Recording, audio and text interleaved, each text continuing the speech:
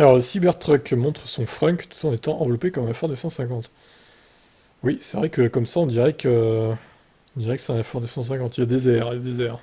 Il paraît presque être un pick-up normal, du coup. Ah oui, la fameuse vidéo du bras de fer avec un F-150. Attends, on va se le refaire, hein, parce que sur cette chaîne, je l'avais pas montré, du coup. Alors, c'était un thermique, hein, du coup, c'était pas un électrique, là. À relativiser quand même.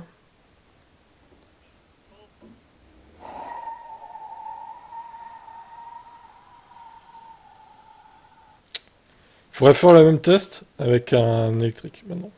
Maintenant que le lancement du Cybertruck s'approche de jour en jour, Tesla semble se préparer à un autre coup. À prendre un autre coup sur la 150, une photo a été partagée en ligne par John Anderson, montrant un Cybertruck avec une pellicule de vinyle pour le faire ressembler à la 150. Cette photo semble avoir été prise à l'intérieur du même magasin, où nous avons vu une légion de Tesla Bots défiler devant plusieurs Cybertrucks il y a quelques mois. D'accord, donc ils sont un peu perchés dans ce magasin, visiblement.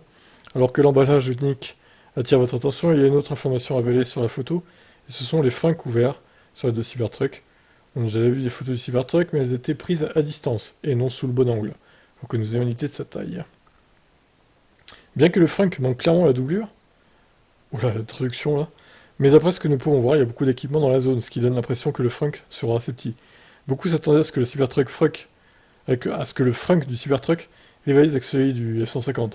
Mais le Cybertruck a un nez considérablement plus court.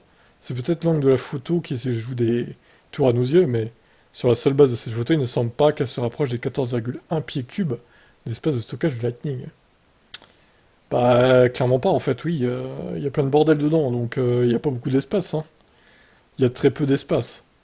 Ça me fait penser au capot de l'Aion, tellement c'est petit, quoi. Bon, évidemment, ça c'est plus gros, vu qu'il est beaucoup plus gros, mais par rapport à la taille du véhicule, ça me fait penser à ça, quoi, vraiment. Le capot de l'Aion est tout petit, quoi. Donc à la même échelle, on va dire, par rapport à la taille du véhicule, c'est pareil. Bon, eh ben, c'est un peu décevant, parce que du coup, vous pourrez pas mettre grand-chose dans le frunk, hein, au final. Bon, moi je suis pas comme un fou, hein. Sur le Cybertruck, honnêtement, je le trouve un peu loupé, mais bon, on verra. Les ventes, etc., et les tests en grandeur nature. Ciao, ciao!